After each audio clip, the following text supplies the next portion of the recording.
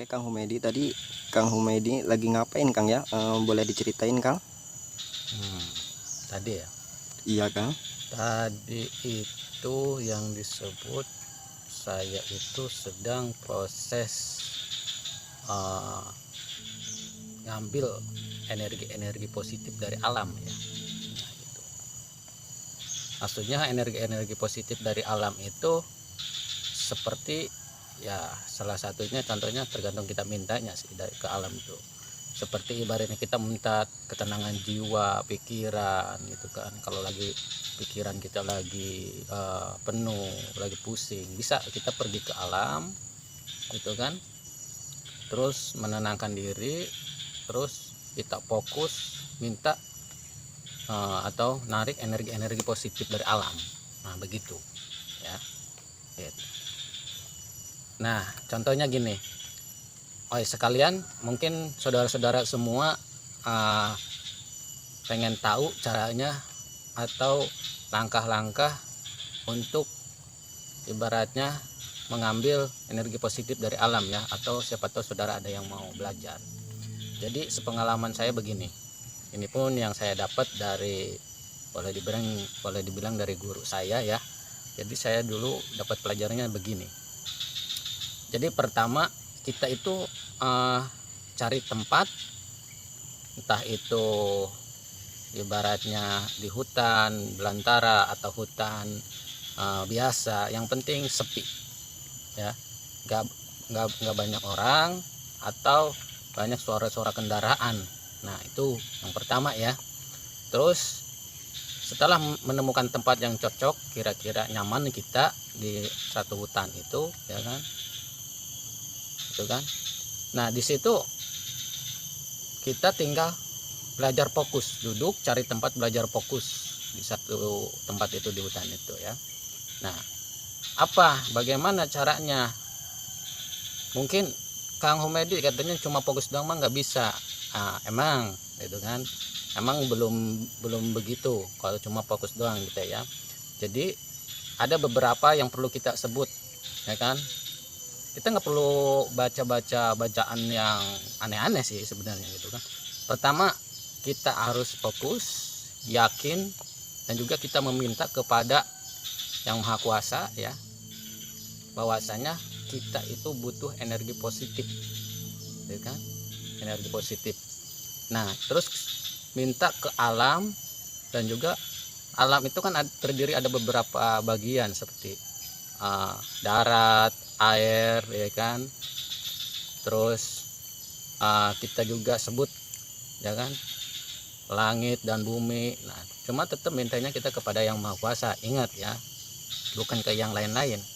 Itu pertama kita sebut, meminta kepada yang maha kuasa bahwasanya kita minta energi positif dari langit, dari bumi sampai darat dan yang ada di air, energi positif. Terus kita fokus, pejamkan mata, kita fokus ya.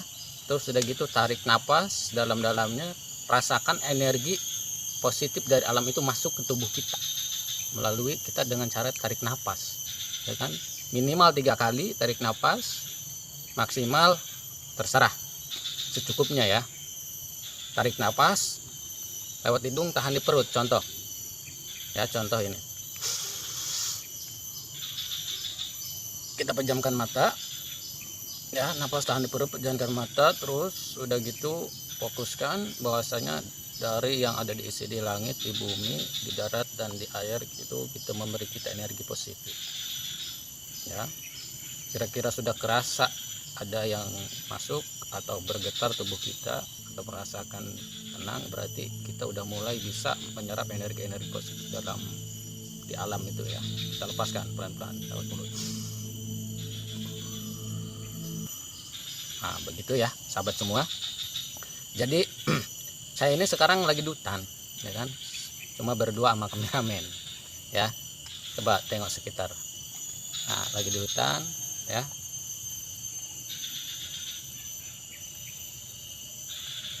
Oke, lanjut lagi ya. Jadi seperti itu ya saudara-saudara semua. Dan juga yang disebut energi itu ingat ada dua ya, ada energi positif dan negatif. Tujuan kita menyerap energi alam itu untuk apa? Ingat, ya kan? Yang jelas kalau seperti saya, contohnya saya itu ketika pikiran lagi pusing, banyak yang dipikirkan, saya terkadang pergi ke alam sendirian gitu kan. Terus kita fokus menyerap energi alam yang positif biar pikiran kita tenang, gitu kan. Atau ibaratnya mohon maaf untuk sebagian spiritual ya, dan juga banyak juga spiritual yang memanfaatkan energi alam untuk mengembalikan stamina atau energi mereka yang terkuras ya, energi positif gitu kan. Terkadang ada juga yang menarik energi negatif dari alam gitu kan. Jadi begitu ya sahabat semua ya. Jadi cuman ingat tetap ya, seperti alam juga tetap itu hanya jalan ya. Tetap kita minta kesehatan, segala apapun kekuatan itu kepada yang maha kuasa, itu yaitu Allah Subhanahu wa taala ya. Ya, ada kekuatan yang kuat yang sebanding dengan kekuatan Allah Subhanahu wa taala. Ingat ya sahabat semua. Itu kan ya. Kita jangan salah kaprah, jangan salah menggunakan ya. Nah, jadi begitu. Jadi segitulah penjelasan tentang menyerap energi positif dari alam ya. Apa ada yang tanyakan lagi? Oh iya Kang, ini ada saudara kita yang bertanya Kang, apa sih kodam pendamping itu Kang, boleh dijelaskan Kang? Kodam pendamping ya? Iya Kang, betul. Kodam pendamping. Harus dijelaskan sekali. Iya Kang, betul Kang. Soalnya banyak yang bertanya Kang, apa itu kodam pendamping Kang? Oh ya. Jadi, tapi ini sepengalaman saya ya. Sepengalaman saya, kodam pendamping. Jadi yang disebut kodam pendamping itu, nah ini cuma perlu dipahami dulu ya. Yang disebut kodam pendamping itu terbagi jadi 3 setahu saya ya kan, 3. Jadi yang pertama kodam pendamping turunan ya, dari kakek buyut atau nenek moyang si orang itu. Yang kedua itu bisa jadi dari alam. Maksudnya dari alam itu si kodam pendamping itu suka sama orang itu, akhirnya ngikut. Nah itu yang kedua ya, yang dari alam. Yang ketiga itu bisa jadi dari suatu amalan atau ilmu ajian yang si orang itu pelajari ya kan, atau yang si orang itu punya. Itu yang disebut kodam pendamping. Itu terbagi jadi 3 jenis. Nah apa yang disebut kodam pendamping? Jadi kodam pendamping itu adalah ya pagaran atau ibaratnya suatu jin atau makhluk halus sejenis gitu ya, gitu kan. Itu yang mendampingi atau memagiri ya si orang yang punya kodam pendamping itu. Nah, begitu ya sahabat semua atau saudara semua. Jadi dia siap ya diperintah gitu kan, dan siap melindungi si tuannya itu gitu. Itu yang disebut kodam pendamping. Nah cuman ada cumannya ini, kodam pendamping itu ada 2, terbagi dua lagi ya. Ada yang positif, ada yang negatif. Nah itu ketika saudara semua ya mempunyai kodam pendamping yang positif, itu udah jelas bagus dan juga bermanfaat ya.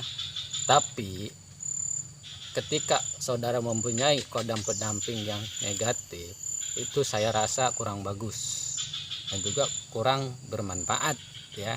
Bisa-bisa kalau yang negatif itu bisa-bisa kita yang dikendalikan masih kodam pendamping itu, atau kita terjerumus ke hal yang kurang baik. Nah itu yang disebut kodam pendamping ya.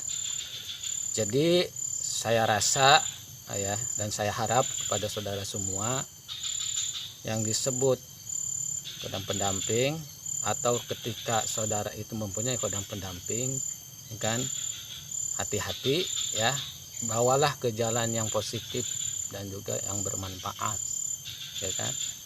Cuman belum selesai sebenarnya penjelasan tentang kodam pendamping itu, belum selesai ya kan. Ada beberapa cara juga seperti untuk mengaktifkan atau menyelaraskan kodam pendamping dengan kita, dengan tuannya, dan juga cara mengetahui kodam pendamping kita itu apa saja, berasal dari mana, ada cara-caranya gitu kan. Cuma ya nanti kita bahas di lain waktu saja ya gitu. Jadi mungkin segitu dari saya penjelasan tentang kodam pendamping.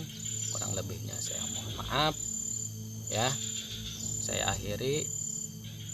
Assalamualaikum warahmatullahi wabarakatuh.